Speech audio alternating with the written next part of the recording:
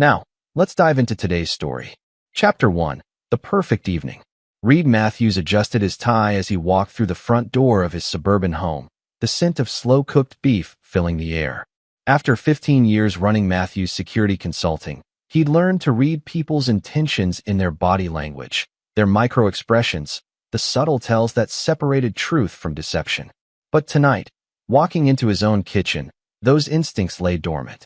"Smells incredible in here," Reed called out, setting his briefcase by the door. At 42, his frame still carried the disciplined posture of his Special Forces days, though the gray threading through his dark hair betrayed the years since Afghanistan. Diana looked up from the stove, her blonde hair pulled back in a ponytail, green eyes bright with what Reed mistook for affection. "I wanted tonight to be special. Connor's been studying so hard for his SATs, and you've been working those long hours on the Henderson account." 16-year-old Connor emerged from his room, basketball shorts hanging loose on his lanky frame. "Mom said she's making her famous beef stew. The one from your grandmother's recipe."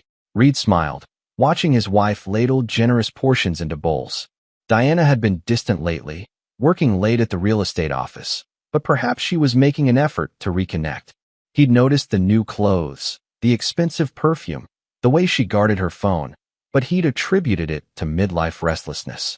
After all, they'd married young. She was barely 22 when Connor was born. "Grandmother's secret was the wine reduction," Diana explained, her voice carrying an odd nervousness Reed's trained ear should have caught.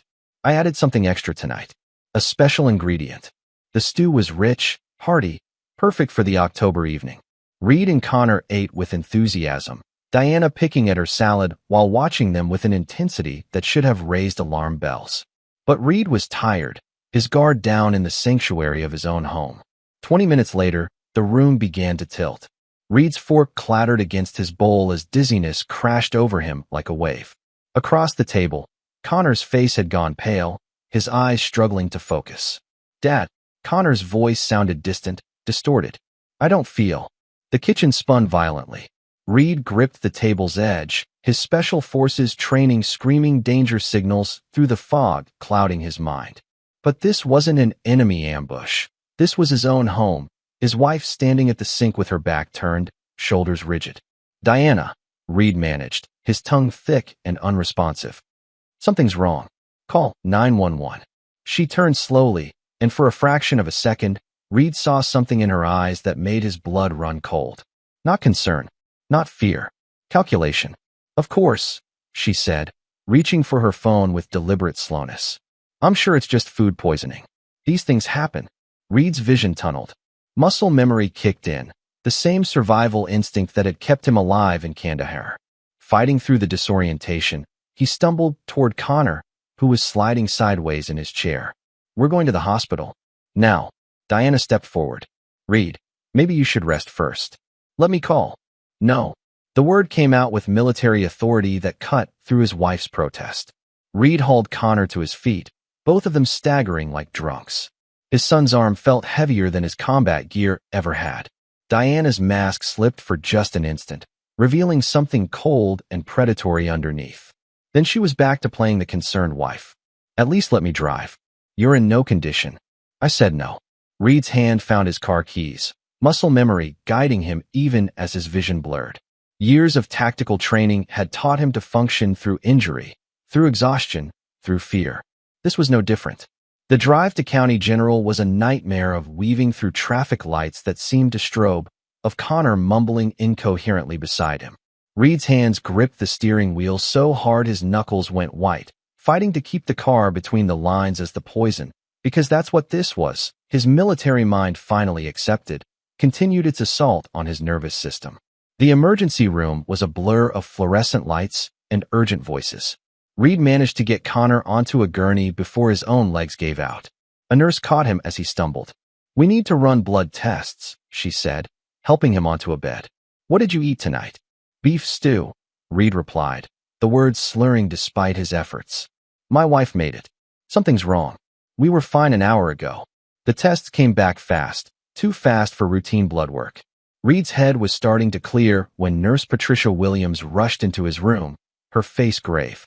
She was a veteran ER nurse in her 50s, someone who'd seen everything and wasn't easily rattled. She grabbed his arm and leaned close, her voice barely above a whisper. Don't go home. Call 911 now. Reed's blood turned to ice. What?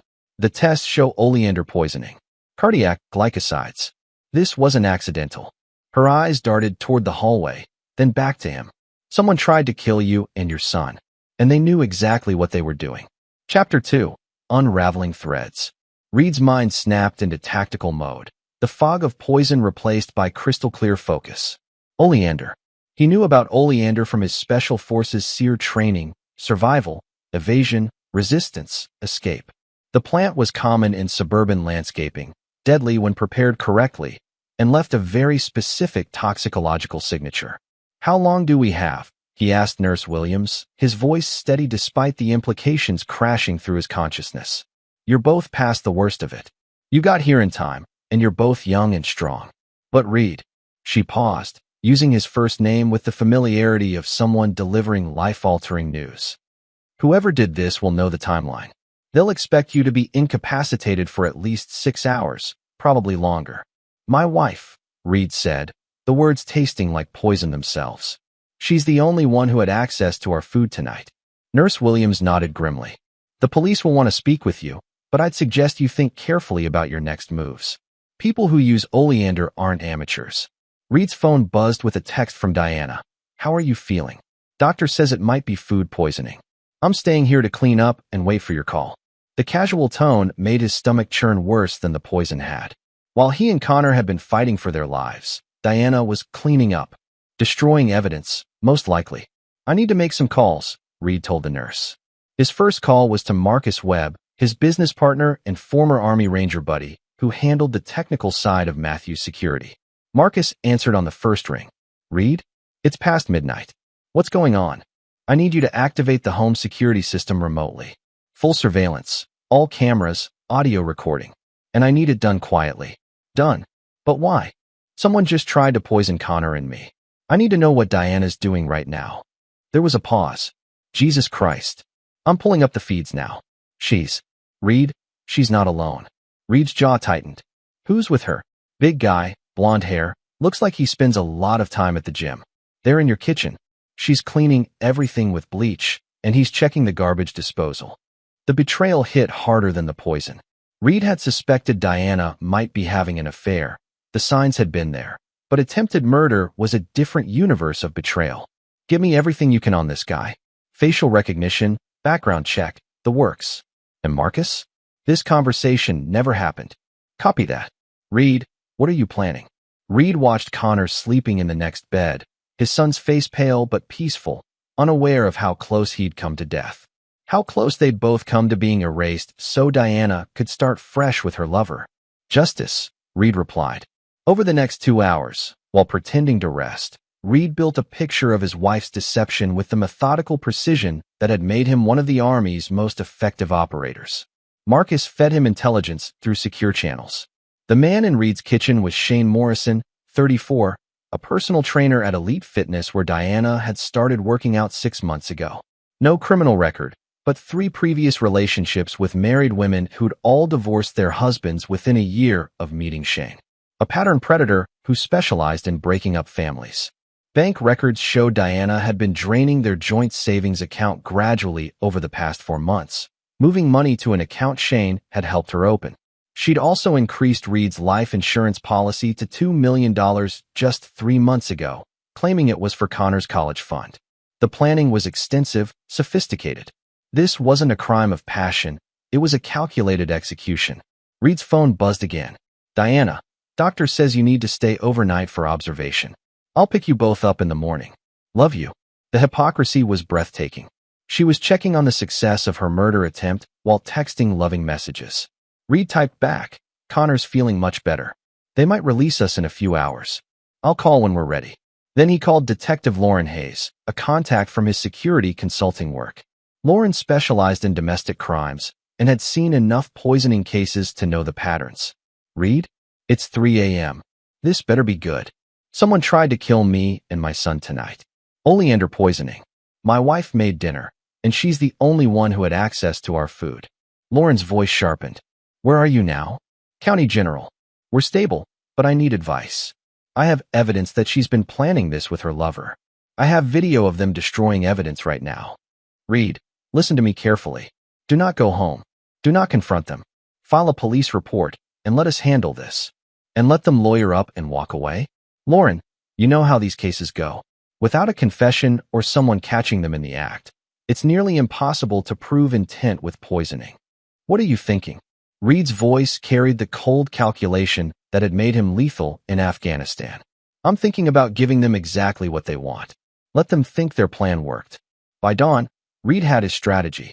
He would let Diana and Shane believe they'd succeeded in eliminating him and Connor, then systematically destroy everything they cared about before revealing that he was very much alive and very much aware of their betrayal.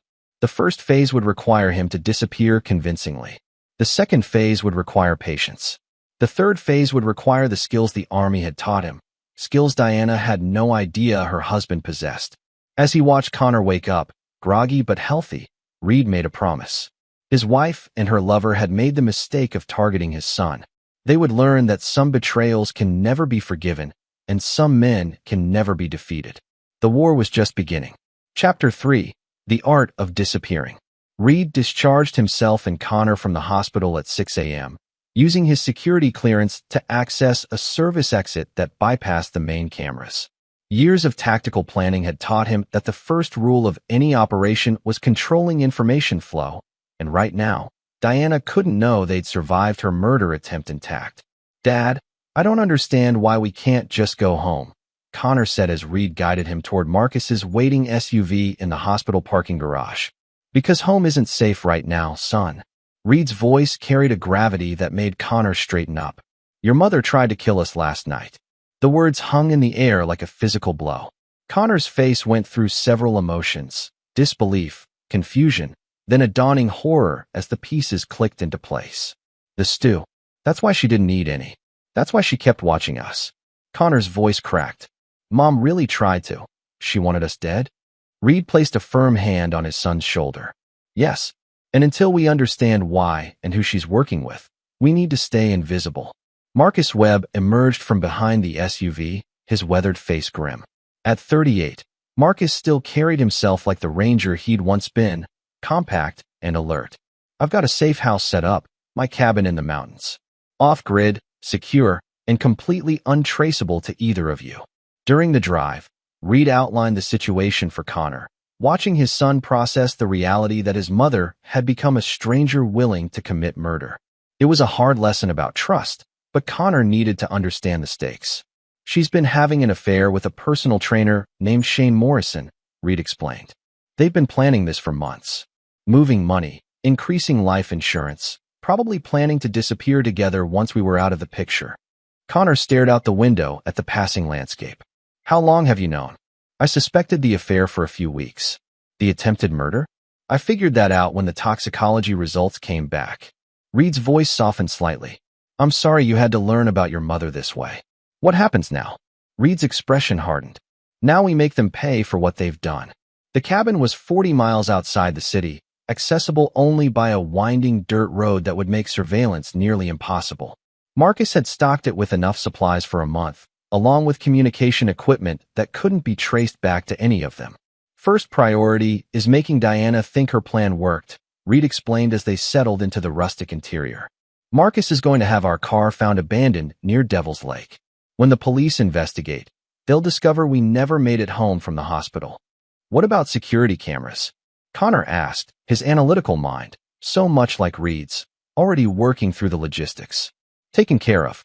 Marcus has a contact who'll edit the hospital footage to show us leaving through the main entrance, then disappearing into the parking lot. The timeline will suggest we were still heavily affected by the poison when we left. Marcus nodded. I've also planted evidence suggesting you might have driven toward the lake in a confused state. Your car will be found there with the doors open, suggesting you both wandered into the water while disoriented. Clever, Connor said, and Reed felt a complicated mix of pride and sadness at his son's quick grasp of deception tactics. Over the next 48 hours, Reed and Marcus orchestrated a perfect disappearance. Diana reported them missing when they didn't return home, playing the part of the worried wife with a award-worthy performance. She gave tearful interviews to local news stations, describing how her husband and son had been acting strangely after dinner, how she'd begged them to stay at the hospital. Reed watched these performances from the cabin's secure internet connection, studying his wife's body language with the analytical eye of someone trained to detect deception. She was good, very good. But she made one crucial mistake. She showed no genuine grief, only the performance of grief. She's actually enjoying this, Connor observed, watching his mother's second news interview. Look at her eyes. She's not sad. She's excited. Reed nodded, proud of his son's developing awareness. She thinks she's won. She thinks she's free to start a new life with Shane, probably using our life insurance money to fund it. Meanwhile, Marcus was conducting deep surveillance on both Diana and Shane. The picture that emerged was damning. Shane had a pattern of targeting married women, seducing them, then convincing them to eliminate their husbands. He'd never been caught because he was careful to let the women do the actual killing while he maintained plausible deniability. This guy's done this before, Marcus reported on day 3. I found records of 3 previous married girlfriends whose husbands died under suspicious circumstances. 1 car accident, 1 apparent suicide, 1 heart attack that might have been induced. Why hasn't anyone connected the dots? Connor asked. Because he moves between cities, never uses the same method twice, and he's careful to maintain separate relationships with each woman. No pattern until you know what to look for, Reed explained. The revelation that Shane was a serial killer, that Diana had been manipulated by a predator, might have generated sympathy in a different man. But Reed's capacity for forgiveness had died the moment someone tried to poison his son. On day 4, Diana and Shane made their first major mistake. Thinking they were unobserved, they moved into Reed's house together. Marcus's surveillance cameras captured them in intimate moments, planning their future with the casual callousness of people who'd successfully committed murder. We should wait another week before filing the insurance claim, Shane said during one recorded conversation. Let the search die down completely. I can't wait to get out of this place, Diana replied. Too many memories. Once we get the money, we can start fresh somewhere tropical. What about the kids' college fund? That's another $500,000. Diana's laugh was cold. Connor won't be needing college anymore. That statement sealed both their fates. Reed had been planning a measured response, something that would expose their crimes and see them imprisoned. But hearing Diana casually dismiss their son's death pushed him into a darker territory. Dad, Connor had been watching Reed's face during the playback. What are you thinking? Reed's smile was predatory. I'm thinking your mother and Shane are about to learn what happens when someone threatens my family. What's the plan? Reed looked at his son, 16 years old, mature beyond his years, forever changed by his mother's betrayal. Connor deserved to see justice done, deserved to understand that some people were irredeemable and needed to be stopped permanently. Phase 1 was disappearing. Phase 2 is psychological warfare. We're going to make them question everything they think they know, make them paranoid and desperate. Phase 3. Reed paused, considering how much to reveal to his son. Phase 3 is when they pay the full price for what they've done. Marcus grinned, recognizing the look in his old teammate's eyes. Like the old days in Afghanistan? Exactly like the old days, Reed confirmed. Except this time, we're not bound by rules of engagement. Chapter 4. Ghosts in the Machine. The psychological campaign began subtly, as the most effective operations always did. Reed had learned in special forces that the mind was more fragile than the body, and fear of the unknown was more powerful than any physical threat. On Diana and Shane's 5th night in Reed's house, Marcus hacked into the home automation system and began a series of barely perceptible manipulations. Lights flickered for just a moment. The temperature dropped 2 degrees. A door that had been left open was found closed the next morning. Classic gaslighting techniques, Reed explained to Connor as they monitored the couple's growing unease through hidden cameras. Make them question their own perception of reality. Shane was the first to crack under the pressure. A man who survived by preying on emotional vulnerability wasn't equipped to handle systematic psychological warfare conducted by professionals. I keep feeling like someone's watching us, Shane complained to Diana on day 6, pacing nervously around Reed's living room. And that door thing, I know I left it open. It's just the house settling, Diana replied, but Reed could see the uncertainty in her eyes. Old houses do weird things. That night, Marcus escalated the campaign.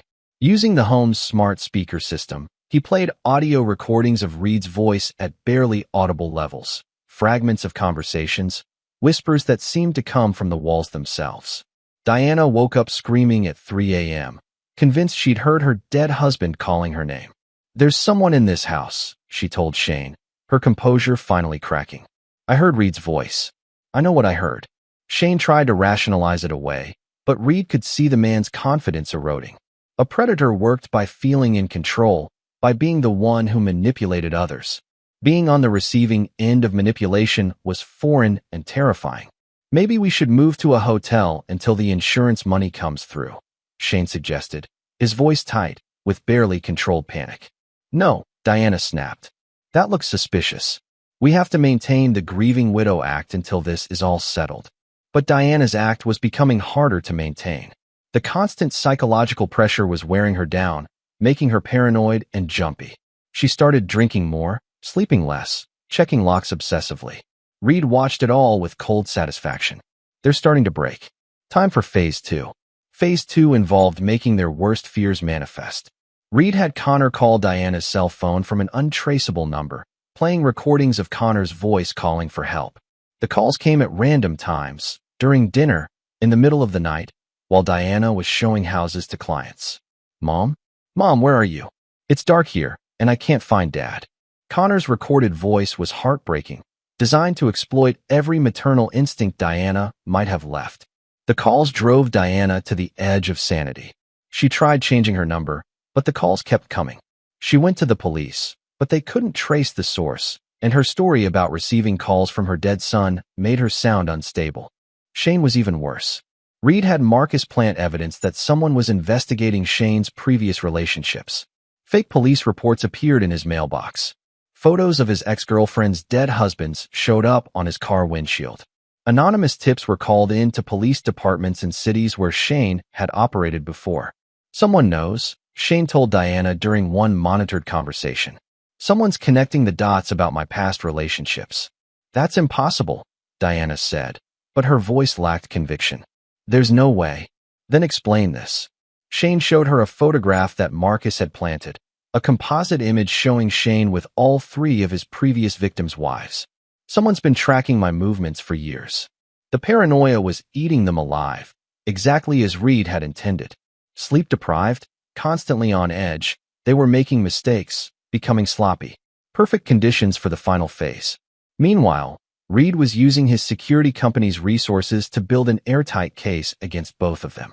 He had the oleander residue from their kitchen trash, financial records showing the money transfers, surveillance footage of them destroying evidence, and now weeks of recorded conversations planning to defraud the insurance company. But legal justice wasn't enough anymore. Reed had watched Diana laugh about Connor's death too many times, had seen Shane casually planning his next victim. These people were predators who would kill again if given the chance. "What's the endgame here, Dad?" Connor asked as they watched Shane pace frantically around the house, checking windows and doors for the 10th time that night. Reed's expression was granite. "Shane Morrison has killed at least 4 people, probably more. Diana helped him, and she tried to murder you. The legal system might give them life in prison if we're lucky, but more likely they'll plea bargain down to manslaughter and be out in 15 years. So what's the alternative?" "Justice that sticks," Reed said simply. "Shane has a pattern of targeting women at gyms. Tomorrow night, he's going to get a taste of being the hunted instead of the hunter." Reed had been planning Shane's takedown with military precision. The man worked late at Elite Fitness every Thursday, closing the gym alone. Security cameras would mysteriously malfunction. Shane would simply disappear, leaving no trace except a note confessing to his crimes and expressing remorse for the families he'd destroyed. "What about Diana?" Connor asked. Reed's smile was cold. "Diana gets something special. She gets to live with the knowledge that she destroyed everything she ever had for a man who was using her. She gets to spend the rest of her life knowing that her son is alive and will never forgive her. You're going to let her know we survived?" "Eventually. After Shane disappears and she realizes she's completely alone, facing murder charges with no one to help her. That's when she'll learn that the husband and son she tried to kill are very much alive and completely beyond her reach." Connor nodded slowly. At 16, He was old enough to understand that some people couldn't be redeemed, couldn't be reasoned with, couldn't be allowed to continue hurting others. "When do we start?" he asked. Reed felt a complex mix of pride and sadness at his son's question. Connor was growing up fast, learning harsh truths about human nature that most people never had to face. But he was also developing the kind of moral clarity that would serve him well in a dangerous world. "Tomorrow night," Reed replied. Shane Morrison has one day left to enjoy his freedom. Chapter 5. The Hunter Becomes the Hunted.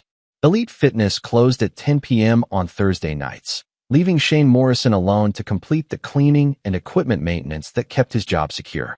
It was a routine he'd followed for 3 years, but tonight felt different. The psychological pressure of the past 2 weeks had left him hyper-vigilant, jumping at shadows, constantly checking over his shoulder. Reed watched from across the street as Shane locked the front entrance, then moved to the rear of the building to begin his closing routine. The gym's location was perfect for Reed's purposes, isolated, surrounded by warehouses and empty parking lots, with no residential witnesses nearby. "Cameras are down," Marcus reported through Reed's earpiece. "I've got a 30-minute window before the security company runs their next diagnostic." Reed checked his equipment one final time. Tactical gear, restraints, a syringe filled with a powerful sedative that would leave Shane compliant but conscious. This wouldn't be a quick death. Shane needed to understand exactly why he was being punished, needed to confess to his crimes on camera before facing justice. Connor was back at the cabin, monitoring police frequencies and ready to provide early warning if anything went wrong. Reed had considered bringing his son along. Connor had as much right to see Shane pay as anyone, but decided this was a line his 16-year-old shouldn't cross. Not yet. Reed moved through the darkness with practiced silence, decades of training allowing him to approach the gym's rear entrance without triggering any motion sensors. Shane had propped the back door open while he hauled trash to the dumpster, following the same routine that made him predictable and vulnerable. When Shane returned from his third trip to the dumpster, Reed was waiting in the shadows beside the door. "Shane Morrison," Reed said quietly, stepping into the light. Shane spun around, his face going white with terror. For a moment, he stood frozen, staring at a man he believed was dead. "No," Shane whispered. "You're dead. We killed you. You and your son, you're both dead." "Disappointed?" Reed asked, his voice carrying deadly calm. "Did you really think some gym rat and his manipulated wife could outsmart a special forces operator?" Shane turned to run, but Reed was faster, decades of combat training making the younger man's panicked flight look amateurish. A single precise strike to Shane's solar plexus dropped him to his knees, gasping for air. "Here's what's going to happen," Reed said, injecting the sedative into Shane's neck. "You're going to tell me about all the women you've killed, all the families you've destroyed. You're going to confess everything on camera, and then you're going to disappear forever." As the drug took effect, Shane's eyes went wide with understanding. "You can't do this. I have rights. You can't just. You forfeited your rights when you tried to murder my son," Reed replied, restraining Shane's wrists with military-grade zip ties. "You're a serial killer, Shane. This is justice." Reed loaded Shane into a windowless van and drove to a warehouse Marcus had prepared, soundproof, isolated, equipped with cameras and recording equipment. Shane would have his chance to confess, to provide closure for the families of his previous victims, before facing the consequences of his choices. The confession took 3 hours. Broken by fear and the psychological pressure of the past weeks, Shane detailed 4 murders spanning 7 years. Each case followed the same pattern: seduce a married woman, manipulate her into believing she needed to eliminate her husband, then help plan and execute the murder while maintaining plausible deniability. Diana was just the latest, Shane admitted, his voice hollow with defeat. "I picked her because her husband looked military, looked dangerous. I thought it would be more challenging, more exciting." "Tell me about the oleander," Reed demanded. Diana researched it, found out it was undetectable in most standard autopsies unless they knew what to look for. "We tested it first on her neighbor's dog to make sure we had the dosage right." The casual admission of animal cruelty was the final straw. Reed had been prepared to give Shane a quick death, relatively speaking. Now he changed his mind. "You're going to write a full confession," Reed instructed, placing a laptop in front of Shane. "Every detail, every victim, every crime. And then you're going to record a video apology to their families. Shane complied, broken by fear and the realization that his predatory career was over. The confession was thorough, providing evidence that would give the families of his victims the closure they deserved. As dawn approached, Reed prepared for the final phase. Shane would disappear completely, his body never found, leaving only the confession and the mystery of his vanishing. Diana would wake up to find herself alone, facing murder charges with no accomplice to share the blame. "Please," Shane begged as Reed prepared the final injection. "I'll do anything. I'll testify against Diana, You had your chance to choose differently," Reed replied. "You chose to be a predator. Predators don't get mercy." The injection was quick and clean. Shane's heart stopped within minutes, his body going limp in the chair. Reed felt no satisfaction, no triumph. Only the cold certainty that one more threat to innocent families had been permanently removed. Marcus arrived as scheduled to help dispose of the body. Shane Morrison would vanish without a trace, his abandoned car found days later in another state with evidence suggesting he'd fled the country. Police would eventually discover his confession video, providing justice for his previous victims' families. "One down," Marcus observed as they completed the cleanup. "One down," Reed agreed. Now it's Diana's turn. But Diana's punishment would be different, more subtle, designed to make her suffer as much psychologically as Shane had physically. She would face the legal system alone, abandoned by her accomplice, knowing her son was alive and would never forgive her betrayal. Reed drove back to the cabin as the sun rose, ready to begin the final phase of his revenge. Diana had taken everything from him: his marriage, his trust, his sense of safety in his own home. She tried to murder his son. Now she would learn what it meant to lose everything, to face the consequences of her choices with no one to help her, no one to blame, and no way to escape the justice she'd earned. The war was almost over. Chapter 6: The Widow's Dilemma. Diana woke up alone in Reed's bed, the morning light streaming through windows that no longer felt like home. Shane hadn't come to bed the night before, and his phone was going straight to voicemail. For the first time since their murder plot began, Diana felt genuinely afraid. She found Shane's gym bag missing from the closet, along with some of his clothes. Had he abandoned her? Had the psychological pressure of the past weeks finally driven him to run? The thought sent ice through her veins. Without Shane, she was completely alone, facing potential murder charges with no one to corroborate her story about food poisoning. Diana tried calling Elite Fitness, but the manager said Shane hadn't shown up for his opening shift. His car was gone from the driveway. It was as if he'd simply vanished. By afternoon, panic was setting in. Diana drove to Shane's apartment, using the spare key he'd given her, and found it partially emptied. His passport was gone, along with the emergency cash he kept hidden in his dresser.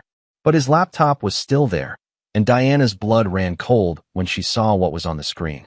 A video file labeled "Confession, Shane Morrison." With trembling hands, Diana clicked play and watched her lover confess to multiple murders, including their plot against Reed and Connor. The video was clearly recorded under duress. Shane's face was bruised, his voice shaking with terror, but every word was damning. Worse, he implicated her completely, describing her role in planning the oleander poisoning, her financial motivations, even her casual dismissal of Connor's death. Diana watched in horror as Shane painted her as the mastermind, himself as merely a manipulated accomplice. The video ended with Shane's voice breaking. "I'm sorry to all the families I destroyed. Diana Matthews convinced me that this was the only way, but I should have known better. I should have walked away." Diana screamed and hurled the laptop across the room, watching it shatter against the wall. Shane had betrayed her, painted himself as the victim while making her look like a calculating monster. But why? And where was he now? Her phone rang. Unknown number. "Hello, Diana." Diana's knees buckled. The voice was Reed's, her dead husband speaking with calm authority. "You're supposed to be dead," she whispered. "Sorry to disappoint you. Connor and I survived your little cooking experiment." "Oleander poisoning, really? Did you think I wouldn't recognize the symptoms from my military training?" "This is impossible."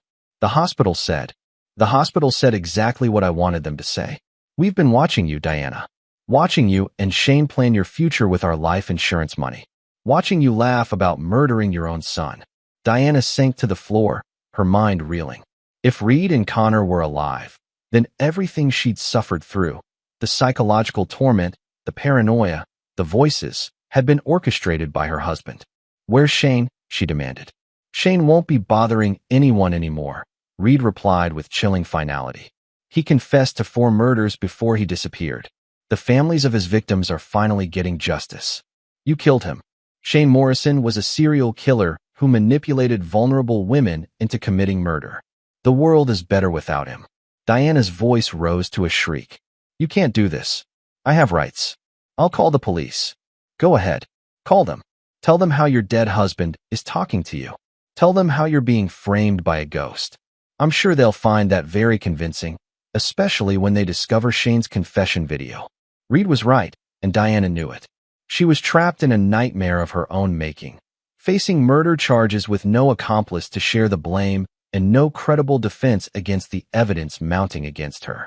"What do you want?" she asked, her voice hollow with defeat. "I want you to understand what you've lost," Reed replied. "You had a family, Diana. A husband who loved you, a son who adored you, a comfortable life built on 15 years of partnership. You threw it all away for a serial killer who saw you as nothing more than another gullible victim." "Reed, please. I made a mistake. I was confused, manipulated. Shane convinced me." "Shane convinced you to poison your own child?" Reed's voice turned deadly cold. "No, Diana. You made a choice. You chose murder over marriage, money over family, selfishness over love. And now you get to live with the consequences." The line went dead, leaving Diana alone with the wreckage of her life. She was broke.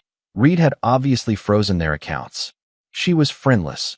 Who would believe her story about being manipulated by a missing personal trainer? She was facing murder charges based on video evidence showing her motive and method. But worst of all, she was facing the knowledge that her husband and son were alive, somewhere out there, and they would never forgive her betrayal. Diana spent the next 3 days in a haze of alcohol and denial, trying to convince herself this was all an elaborate nightmare. But when the police arrived with a warrant, she knew her reality had become inescapable. "Diana Matthews, you're under arrest for the attempted murder of Reed Matthews and Connor Matthews, conspiracy to commit insurance fraud, and animal cruelty." Detective Lauren Hayes read the charges with professional detachment, but Diana could see satisfaction in her eyes. They'd found everything: the oleander residue, the financial records, Shane's confession video, and surveillance footage of Diana and Shane destroying evidence. The case was airtight, with no possibility of claiming innocence or shifting blame to her missing accomplice. "Where are my husband and son?" Diana demanded as the handcuffs clicked into place. "Safe," Detective Hayes replied, "far away from people who would hurt them." As the police car pulled away from Reed's house, the house that would never be Diana's home again, she caught sight of a figure watching from across the street. Tall, military bearing, familiar silhouette. Reed. He stood motionless as she was driven away, his expression unreadable but his message clear. Justice had been served, and Diana would face the consequences of her choices alone. The war was over, and Reed Matthews had won completely. Chapter 7. Justice Served Cold. 6 months later, Diana Matthews sat in an orange jumpsuit in the county jail, waiting for her final sentencing hearing. Her court-appointed attorney had managed to plea bargain the charges down from attempted murder to aggravated assault and conspiracy to commit fraud, but she was still facing 15 to 20 years in prison. The media had dubbed her the Oleander Widow, and her case had become a cautionary tale about greed and betrayal that dominated true crime podcasts and cable news shows. Shane Morrison's confession video had been released to the public, revealing his serial killing spree and painting Diana as either his latest victim or his most calculating accomplice, depending on which expert was being interviewed. Diana preferred the narrative that portrayed her as manipulated and vulnerable. It was easier than facing the truth about what she'd become. Reed entered the courtroom for the sentencing hearing with Connor at his side. At 17 now, Connor had grown taller, his face harder, carrying himself with the same disciplined bearing as his father. Diana's heart lurched seeing them together, alive, healthy, and completely beyond her reach. Would the victims like to make impact statements? Judge Patricia Brennan asked. Reed stood first, his presence commanding the courtroom's attention. He wore a dark suit, his posture military straight, his voice carrying the authority of someone who'd seen real combat, and emerged stronger. Your Honor, 6 months ago, my wife tried to poison me and my 16-year-old son. She didn't do this in a moment of passion or desperation. She planned it methodically, researching toxins, testing them on innocent animals, gradually draining our bank accounts to fund her escape with her lover. Diana flinched at the clinical recitation of her crimes. She showed no remorse when she thought we were dead. Instead, she laughed about it, planned how to spend our life insurance money, and discussed her relief that Connor wouldn't need college funding anymore because he was dead. The courtroom was silent, hanging on Reed's every word. Diana Matthews isn't a victim of manipulation. She's a woman who chose murder over marriage, who valued money over her own child's life. She represents a level of betrayal that society must reject completely. Reed paused, his eyes finding Diana's across the courtroom. I don't want her to serve her sentence thinking she can eventually earn forgiveness or redemption. There are some crimes that permanently sever family bonds, some betrayals that can never be healed. Diana Matthews is no longer my wife, no longer Connor's mother, no longer part of our family in any meaningful way. He sat down, and Connor stood to give his statement. Diana's heart broke seeing her son, her baby, look at her with such cold hatred. My mother tried to kill me, Connor began, his voice steady but carrying undertones of hurt that would probably never fully heal. Not because I'd done anything wrong, but because I was inconvenient to her new life plan. She was willing to poison her own child for money.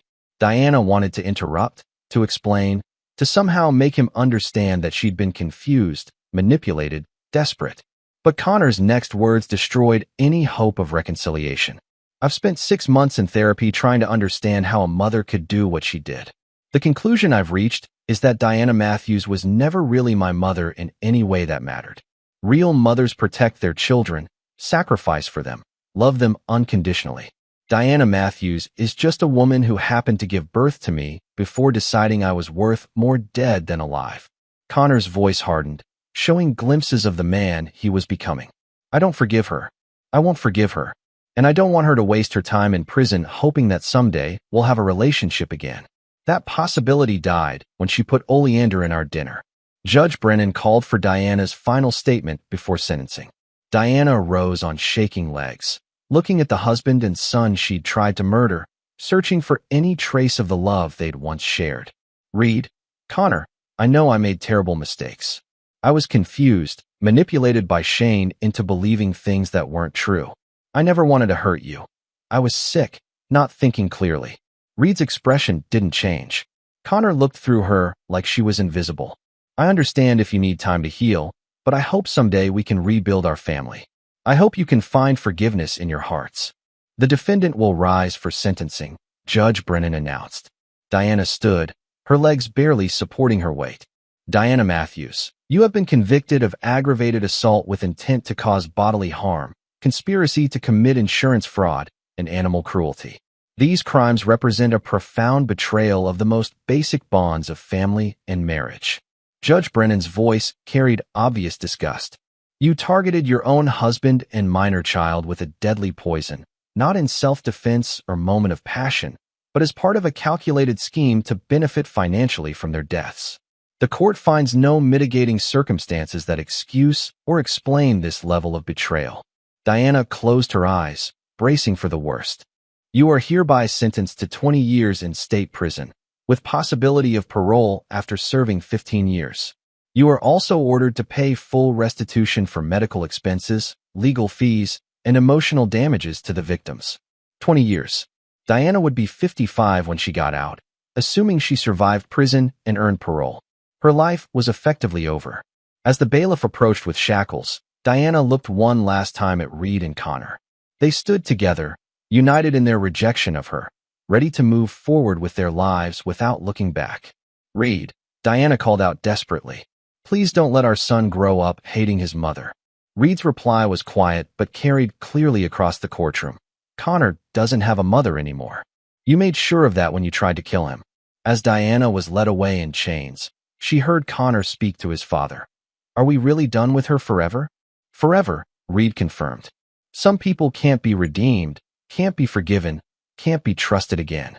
Diana made her choice, and now she gets to live with it. Diana disappeared into the prison system, becoming just another number in an orange jumpsuit. Reed and Connor walked out of the courthouse together, free to build new lives without the shadow of betrayal hanging over them. Justice had been served, complete and final. Chapter 8.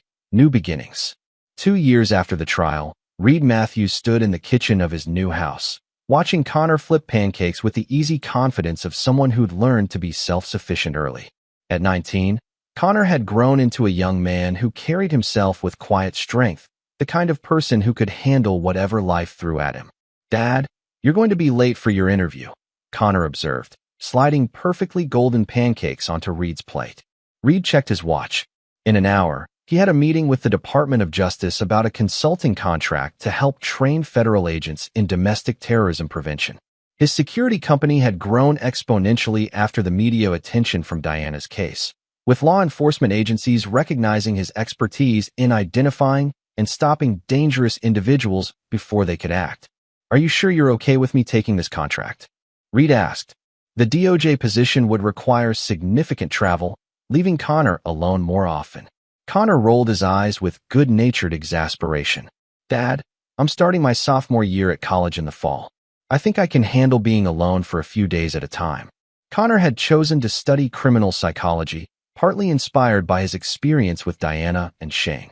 He wanted to understand what drove people to betray their families, to hurt the people who loved them most. Reed was proud of his son's academic success, but worried about the emotional toll of studying such dark aspects of human nature. "Any word from the lawyers about Diana's appeal?" Connor asked, his tone carefully neutral. "Denied. She'll serve the full 20 years. Reed had stopped feeling satisfaction from Diana's punishment months ago. Justice had been served, but dwelling on revenge was no way to live. Connor nodded. They rarely discussed Diana anymore, having processed their anger and hurt through extensive therapy. Dr. Rebecca Santos had helped them understand that healing meant accepting the loss of the woman they'd thought they knew while refusing to let her betrayal define their future. "I ran into Mrs. Peterson at the grocery store yesterday," Connor mentioned. "She asked if we were doing okay, said she thinks about us whenever she sees oleander bushes in people's yards." Their old neighbor had been horrified to learn what Diana had done, especially after Diana had borrowed her pruning shears to trim garden plants that turned out to be oleander preparation. Mrs. Peterson had felt guilty for unknowingly facilitating attempted murder. "How did that make you feel?" Reed asked, using the therapeutic language they'd both learned. "Mostly okay. A little sad that Diana's actions affected so many people beyond just us. Mrs. Peterson didn't do anything wrong, but she'll always carry guilt about those pruning shears." Reed felt pride in his son's emotional maturity. Connor had processed his trauma in healthy ways, emerging stronger rather than bitter. He'd even started volunteering with support groups for children whose parents had committed violent crimes, helping other kids navigate the complex emotions of loving someone who'd hurt them. Speaking of Mrs. Peterson, Connor continued. "She mentioned that Diana tried to call her collect from prison last week. Wanted Mrs. Peterson to pass along a message to us." Reed raised an eyebrow. "What kind of message?" "The usual. She's sorry. She was sick. She wants to talk to us. She hopes we can forgive her someday." Connor's voice carried no emotion. Mrs. Peterson hung up and blocked prison calls from her number. They'd been getting indirect contact attempts from Diana for months.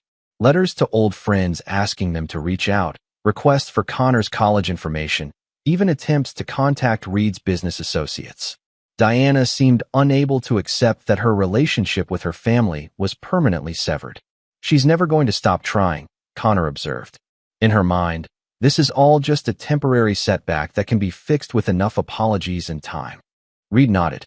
Diana's inability to accept responsibility or consequences was exactly what had made her dangerous in the first place.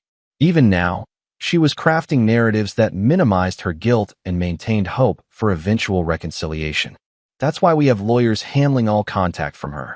She doesn't get to force her way back into our lives through persistence. Reed's phone buzzed with a text from Marcus. Shane Morrison's body found by hikers in Colorado. Natural mummification from the climate. Case officially closed. Reed showed the message to Connor, who read it without expression. "How do you feel about that?" Reed asked. Connor considered the question seriously. "I feel like justice was served. Shane was a serial killer who would have kept killing if you hadn't stopped him. I'm not sorry he's dead, and I'm not sorry you're the one who killed him. Reed appreciated his son's honesty. They discussed Shane's fate extensively in therapy, with Dr. Santos helping Connor process the complex emotions of knowing his father had killed someone, even someone who deserved it. I don't regret stopping Shane, Reed said, but I don't want you to think that killing is the answer to every problem. What I did was vigilante justice, which is dangerous for society if it becomes normalized. I understand the difference between your situation and general conflict resolution, Connor replied with a slight smile. You're not raising a future serial killer, Dad. Reed finished his breakfast and prepared for his interview. The DOJ contract would involve traveling to different field offices, teaching agents to recognize the warning signs of domestic violence escalation, financial crime patterns, and psychological manipulation tactics that predators like Shane used. Are you excited about the job? Connor asked as Reed gathered his materials. Yes. It feels like turning our experience into something that can help other families avoid what we went through. Connor hugged his father goodbye, a gesture that had become more meaningful since their ordeal. They'd learned not to take each other for granted, to appreciate the family bond that had survived Diana's attempt to destroy it. Dad, when you get back from DC, want to help me move into my dorm? Reed smiled. Wouldn't miss it. Just promise me you'll call if any girls try to poison you. Very funny, Connor laughed. I think my trust issues will keep me single for a while anyway. As Reed drove toward his interview, he reflected on how much their lives had changed. Diana's betrayal had nearly destroyed them, but they'd emerged stronger, closer, and more appreciative of the bonds that truly mattered. They'd built new lives from the ashes of the old ones, proving that some families could survive anything when they were built on genuine love rather than obligation or convenience. The future looked bright, and Diana Matthews was finally, truly, in their past where she belonged. Chapter 9. Full Circle. 5 years after the trial, Reed Matthews sat in his office reviewing case files when his assistant knocked on the door with an expression of concern. Mr. Matthews? There's a woman here to see you. She says her name is Linda Morrison, and she needs to talk to you about your wife's case. Reed's blood chilled. Morrison? Shane's sister, perhaps? Or another relative seeking answers about what had happened to their missing family member. Send her in, Reed decided. Better to face whatever this was directly. Linda Morrison was a woman in her 40s with prematurely gray hair and eyes that carried the weight of someone who'd seen too much tragedy. She moved with nervous energy, clearly uncomfortable but determined. Mr. Matthews, thank you for seeing me. I'm Shane Morrison's older sister. Reed kept his expression neutral. I'm sorry for your loss. Linda's laugh was bitter. Loss? Shane was a monster who destroyed families for sport. When his confession video was released, I finally understood why so many of his girlfriends ended up widowed. She sat down without being invited, her hands trembling slightly. I'm not here to grieve for Shane. I'm here to thank you for stopping him. Reed's carefully constructed story about Shane's disappearance had held for 5 years. Officially, Shane Morrison had fled the country after his crimes were exposed, leaving behind only his confession and a trail suggesting he'd escaped to South America. His body being found in Colorado was explained as him attempting to cross into Canada on foot and dying from exposure. I'm not sure I understand, Reed replied carefully. Linda pulled out a folder thick with documents. I've spent 5 years investigating my brother's past, trying to understand how many people he killed. The official count is 4, but I think it's closer to 8. She spread photographs across Reed's desk. Women of various ages, all blonde, all attractive, all eventually widowed under suspicious circumstances. These women all dated Shane at some point in the last decade. Their husbands all died within 18 months of Shane entering their lives. Car accidents, apparent suicides, heart attacks, food poisoning, different methods, but the pattern is clear. Reed examined the photos, recognizing the type of woman Shane had targeted.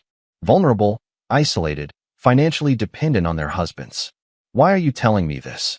Because I know you killed him, Linda said quietly. And I want you to know that you saved lives by doing it. Reed's expression didn't change, but internally, he was calculating. If Shane's sister knew the truth, who else might have figured it out? That's a serious accusation with no evidence to support it. Linda smiled sadly. Mr. Matthews, I'm not wearing a wire, and I'm not working with police. I'm just a sister who spent years wondering why her brother kept ending up involved with widows. She pointed to one of the photographs. This is Jennifer Walsh. Her husband died in a car accident 3 months after she started dating Shane. She committed suicide 2 weeks after Shane disappeared, leaving a note saying she couldn't live with what she'd done. Another photo. Rebecca Torres. Her husband had a heart attack during what should have been a routine medical procedure. She overdosed on sleeping pills when Shane vanished. Reed felt a chill of understanding. Shane's disappearance had triggered a wave of suicides among his previous victims, women who couldn't live with their guilt once their manipulator was gone. These women killed their husbands because Shane convinced them it was the only way to be happy. When he disappeared, they realized they destroyed their lives for a lie. Linda's voice broke slightly. 4 women took their own lives in the months after Shane vanished. For women who might still be alive if someone had stopped him sooner. Reed processed this information. He'd thought Shane's death was justice for his victims, but apparently there had been more victims than anyone realized, including the women Shane had manipulated into becoming killers. "What do you want from me?" Reed asked. "Nothing. I just wanted you to know that stopping Shane was the right thing to do. Those women would have killed more husbands, destroyed more families, if you hadn't ended the cycle." Linda gathered her photographs and documents. Diana Matthews was lucky in a way. She survived Shane's influence and has a chance to understand what she was manipulated into doing. The others didn't get that opportunity. As she prepared to leave, Linda turned back to Reed. "For what it's worth, I think my brother underestimated what kind of man he was targeting when he went after your family. Shane was used to manipulating weak people. He had no idea how to handle someone who fought back." After Linda left, Reed sat alone in his office, processing the conversation. Shane's death had been about justice and protecting future victims, but apparently the ripple effects had been more complex than Reed had anticipated. His phone rang. "Connor, now a senior in college. Dad, I just saw the weirdest thing on the news. They're doing a documentary about Shane Morrison, and they interviewed some woman who claims he was responsible for 8 murders instead of 4. "I saw that," Reed replied. "Apparently Shane's story is more complicated than anyone realized. Does it change how you feel about what happened to him?" Reed considered the question. Learning about Shane's additional victims and the suicides that followed his disappearance didn't change Reed's fundamental belief that stopping Shane had been necessary. No, Shane was a predator who destroyed families. The world is better without him. "Good," Connor said firmly. "I was worried you might start feeling guilty about defending our family." Reed smiled at his son's protective instinct. Connor had grown into a man who understood the difference between justice and revenge, who could accept that sometimes violence was necessary to protect innocent people. "How's your thesis coming along?" Reed asked, changing the subject. "Almost finished. Psychological manipulation in domestic homicide cases. My advisor says it's graduate-level work." Connor was graduating summa cum laude with plans to attend law school, specializing in prosecuting domestic violence cases. He wanted to help other families get justice when the legal system failed them. "I'm proud of you," Reed said, meaning it completely. "Thanks, Dad. I learned from the best." As Reed ended the call, he looked out his office window at the city where he'd built a new life with his son. Diana was serving her sentence in a prison 400 miles away, her appeals exhausted, her attempts to contact them finally stopped by restraining orders and blocked communications. Shane Morrison was dead and buried, his victims finally able to rest knowing their killer would never hurt another family. Reed Matthews had survived the ultimate betrayal and emerged stronger, teaching his son that some people couldn't be saved or forgiven, but that justice was always worth pursuing. The war was over, and they had won completely. Years later, when true crime documentaries examined the case, they would focus on Diana's transformation from suburban housewife to attempted murderer, on Shane's pattern of manipulation and murder, on the ripple effects that destroyed multiple families. But they would never quite understand the most important part of the story, that sometimes, when the system fails, when predators think they've found easy prey, when evil people make the mistake of targeting the wrong family, justice finds a way. Reed Matthews had been a soldier, a protector, a father. When his family was threatened, he'd done what soldiers do. He'd eliminated the threat and protected the innocent. Some stories don't have complicated moral lessons or ambiguous endings. Sometimes, evil is stopped by good people who refuse to be victims. Sometimes, justice is that simple.